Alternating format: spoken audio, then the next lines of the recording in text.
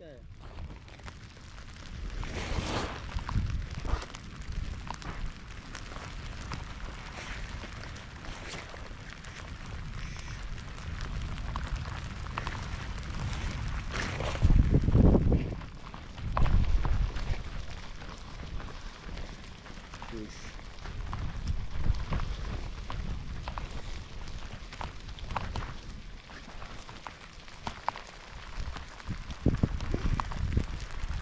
Şuş.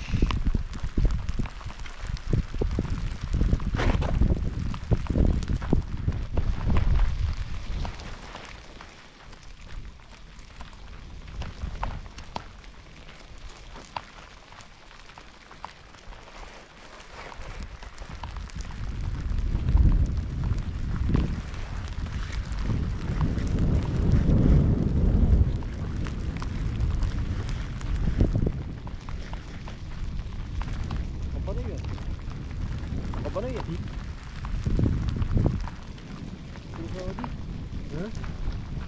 Kadar sigara değil.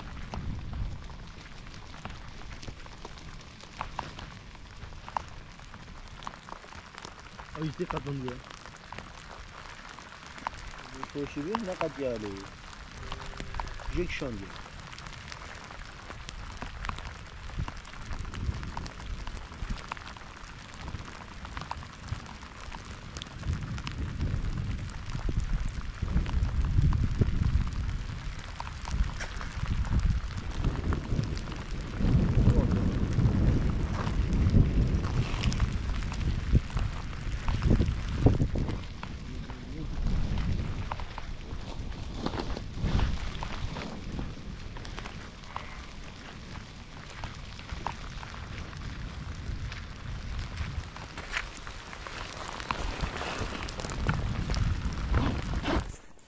Arkadaşlar selamünaleyküm. Yeni videoya hoş geldiniz.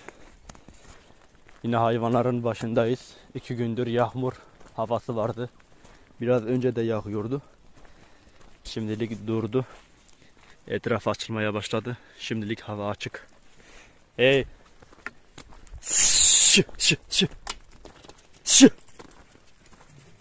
Yani diyor illaki şu tarafa geçeceğim.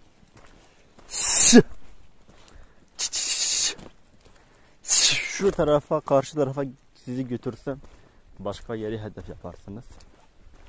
Sonra başka yeri böyle devam ederek zamanınızı harcamaya çalışırsınız. Şimdi arkadaşlar, hayvancılığa başlayan bazı arkadaşlar var. Instagram üzeri yazdılar. Öncelikle böyle anlatayım. Düşünüp ve karar verdiyseniz, kendinizden çok eminseniz, daha önce küçük yaştan hayvanlarla uğraşıp koyunculuk, küçükbaş işte hayvanlarla uğraşmadıysanız, belli yaşın üzerindeyseniz bu işi başarıya götüreceğinize pek sanmıyorum. Gerçekten çok zorlu ve ağır bir iş, çok ağır bir yük. Sosyal medyaya bakmayın. Görüyorum bazılar böyle bir başlık bırakmış. 50 koyun aldım. Bir sene içinde 150 koyun oldu. Traktör aldım. Bilmem bunu aldım, şunu aldım. İstediğim her şeyi, hayallerimi gerçekleştirdim 50 koyunla. Ya arkadaşlar, bunlara inanmayın. Bunların amacı siz onları izlesin ve iyi bir yere gelmeleri için prim kasıyorlar. Gerçek insanlar değil.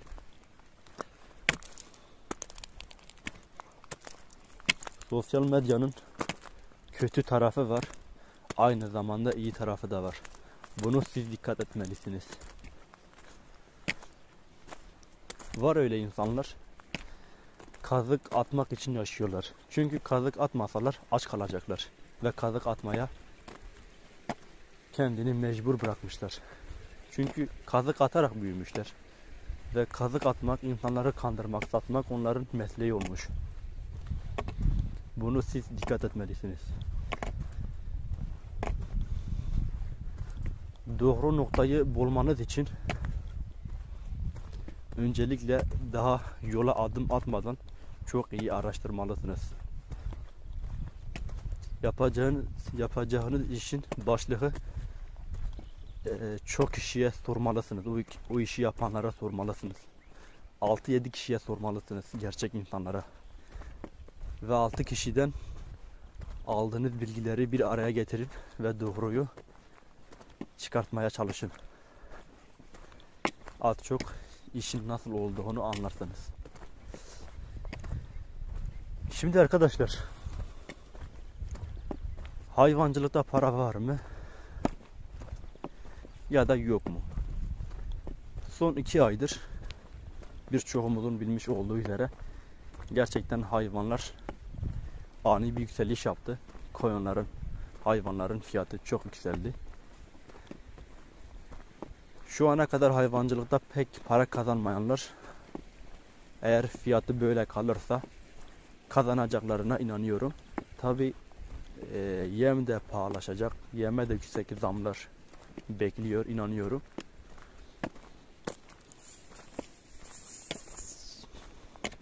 Böyle bir şey var. Koyun aldın ve hayvanlara bakan kişi, birisi böyle diyor, diğeri şöyle diyor. Birbirlerini dinlemiyorlar. Bu arada gelir kaynağı değil, başına bela açmış olursun. İş tam tersine döner. Zıkkım gibi olur. Hayvancılık çok sabır bir iş. Aslında bütün işler de sabır ister. Ama iş işe göre değişiyor. Bazılar az, bazılar çok ister. Kendimden örnek vereyim. Bizim yaptığımız iş koyunculuk ve koyunculuğun en zor şartları altında olan biriyiz. Yılın 12 ayı dışarıdayız. Biz şu anda çadırda kalıyoruz. Yani ben videolarda pek göstermiyorum yaşadığım yeri, kaldığımız yerleri. Hep dışarıda hayvanları salınca, hayvanları doğaya salınca videoya başlıyorum. Bakın şurada köy var. Ama biz köyde yaşamıyoruz. Aşağıda çadır kurmuşuz. Çünkü bu köy, bu dağlar bizim değil. Biz dağları kiraladık. Aşağıda çadır kurmuşuz. Dağlarda da hayvanları otlatıyoruz. Kışın ortası karda çadırın içinde yaşamak, yani anlayın ne kadar zor olduğunu. Ben dile getirmek istemiyorum. Az çok düşünürseniz tabi böyle bir şey var. Bir işi insan yaşamadan, insanın bedeli görmeden düşünerek gerçekten pek anlamıyor. Sağlıklı anlamıyor. Bilemiyor. Çünkü ya görüp yaşayıp ayrı ve orada oturduğun yerde düşünerek bilmek ayrı. Yani arada kocaman fark var. Bazı işler çok hafif ve kolay görünür. Ama fakat hiç de öyle değil.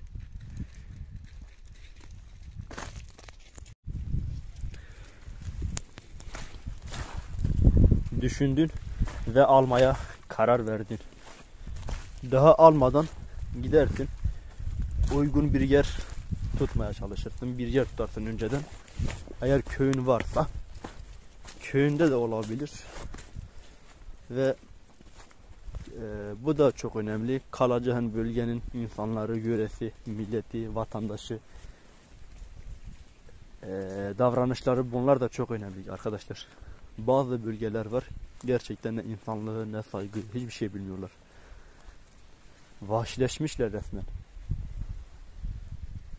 Bak, öyle bir yerde de çalışmak, kalmak gerçekten insanı çok zorluyor.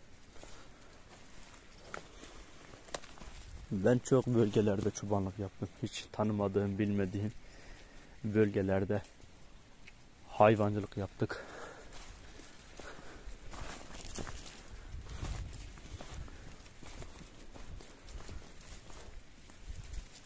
Biriyle iş ortağı olarak mı yapacaksınız ya da çocuklarınızla mı yapacaksınız bilmiyorum ama eğer çocuklarınızla yapmak istiyorsanız bakın, her şeyden önce çocuğunuza sormalısınız. Eğer kabul etmiyorsa siz onu zorla o işin içine sokamazsınız. Giderse hep sıkıntılar yaratır. Yine de sağlıklı olmayacak.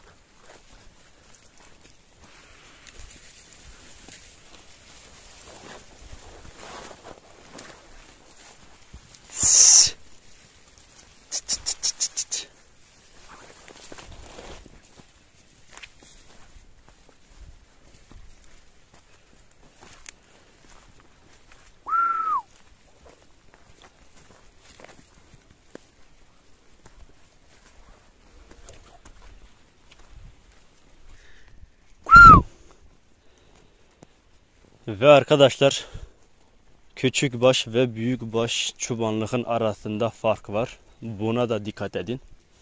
Koyunların çobanlığı diğerlerden daha zor.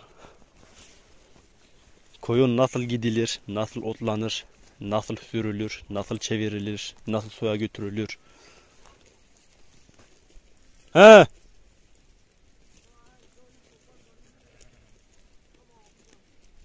De koçu. Ha.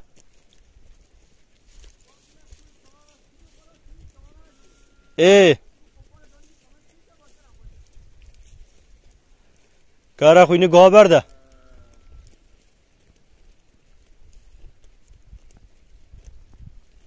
Mehmet diyor. Bastonumu fırlattım. Koyuna değmiş. Şu an otlamıyor, yere yatmış. Bu kuyunu geber de.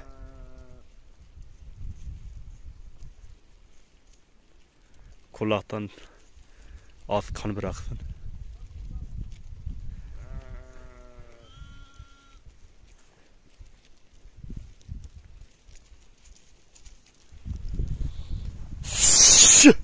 Ya. Arkadaşlar biraz önce vadinin içine indik, tekrar şu yolun kenarına çıktık.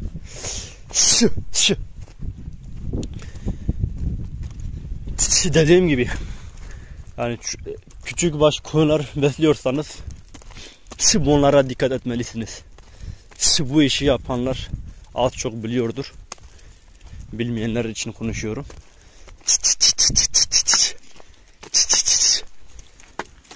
Bak.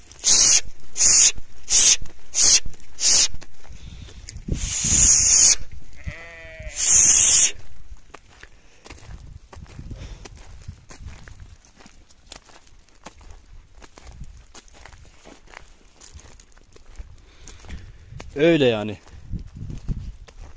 Büyükbaş çobanlığı nasıl? Kaldığı bölgede ot uzun ve çok bol oldu mu ve suya yakın bir yer oldu mu, örneğin göl gibi çok derin olmazsa, öyle suyun kenarına iniyorlar, suyun içine giriyorlar, otunu yiyip suyunu içip öyle bekliyor, öyle oturuyorlar. Pek yaramazlık yapmıyor ama koyunlarda öyle bir şey yok. Koyunların çobanlığı çok farklı. Çok kötü ve çok zor. Koyun giderler, durmazlar. Ancak onların kafasına güneş vurur. Ve öyle bir araya gelmeye başlarlar.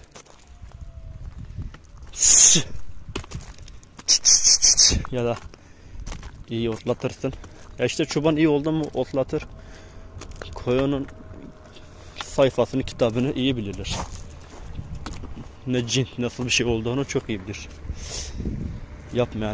Yapmayan birisi hemen işin içine girerse hiç sağlıklı olacağına inanmıyorum.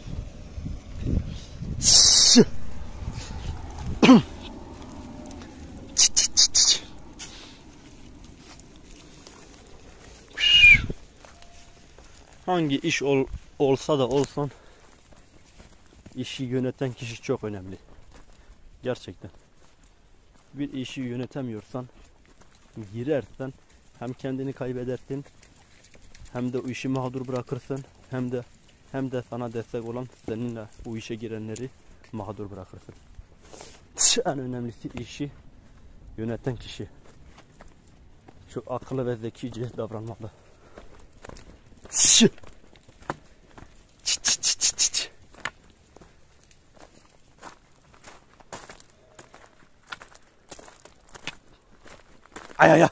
Ay.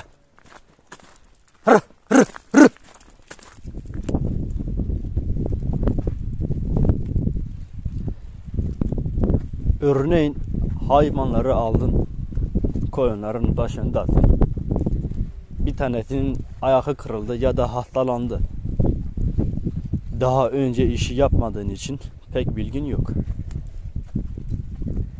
Veteriner ya da akraba ya da bir arkadaşı çağırırsın.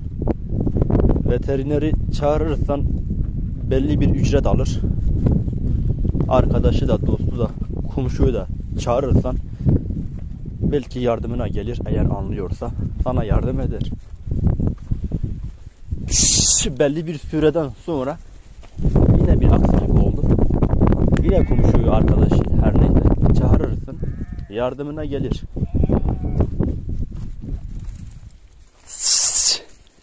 İkinci, üçüncü defasından sonra artık gelmemek ister.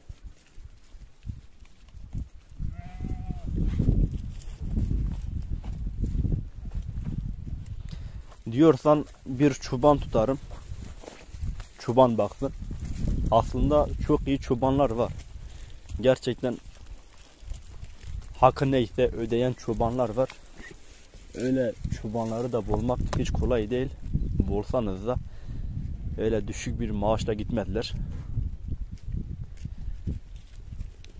Herkes çobanlığı yapabilir. Herkes ben çobanım diyebilir. Ama herkes gerçek çoban olamaz. Herkes iş gerçeğini yapamaz.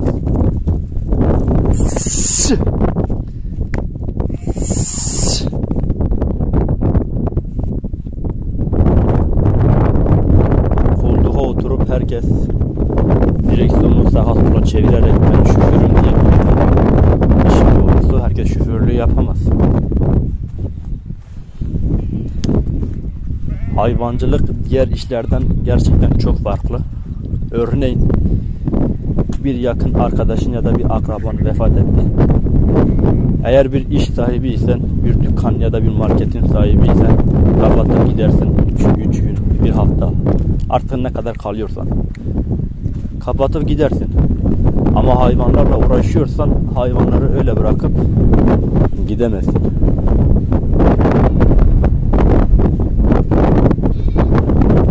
Bir gün bile bırakıp gidemezsin. Bir kişinin yapacağı iş değil.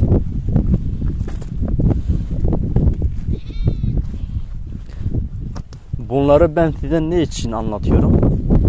Eğer bu işe başlamak istiyorsanız bunları bilin. Ben daha yani öyle ufak tefek şeyleri anlatıyorum. Yani anlatacak daha çok şey var. Az da olsa anlatıyorum, dile getirmek istedim. Sizin bilmenizi istiyorum. İşi sağlıklı yapmanızı istiyorum.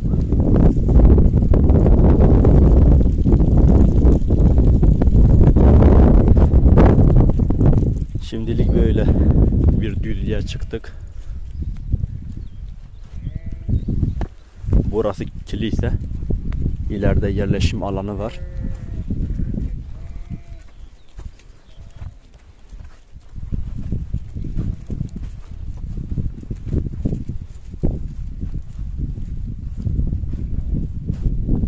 Ben 23 yaşıma girmek üzereyim. Daha 22 yaşındayım.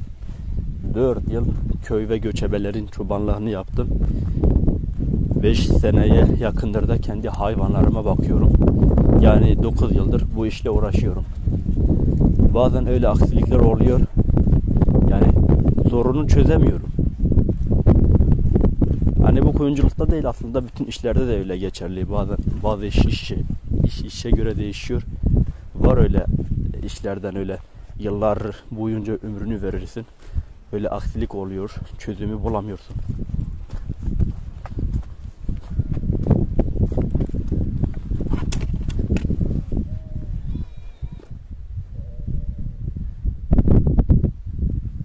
Şu ana kadar bir kere bile veteriner çağırdığım hiç hatırlamıyorum. Hiçbir zaman veteriner çağırmadık. Eğer bir aksilik olursa her defasında çözümü biz buluyoruz.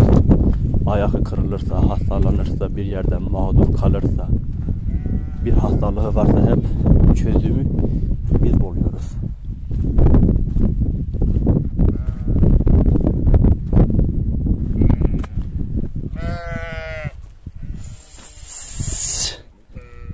Ben çok küçük yaştan bu işe başladım ve bu işi bilen kişilerle yaptım.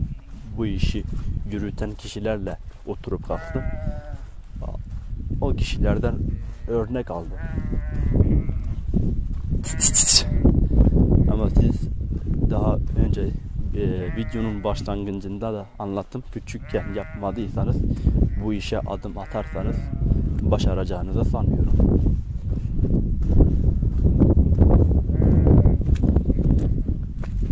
Aşağılarda hayvan olabilir. Yolun aşağısına bakalım.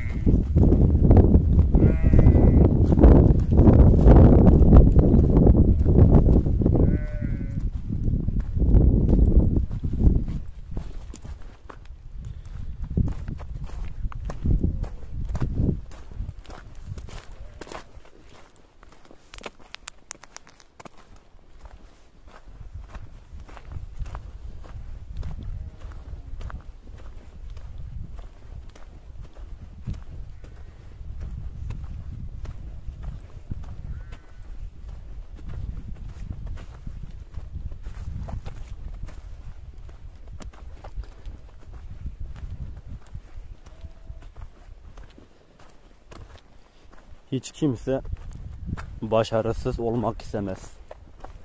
Herkes başarılı olmak ister.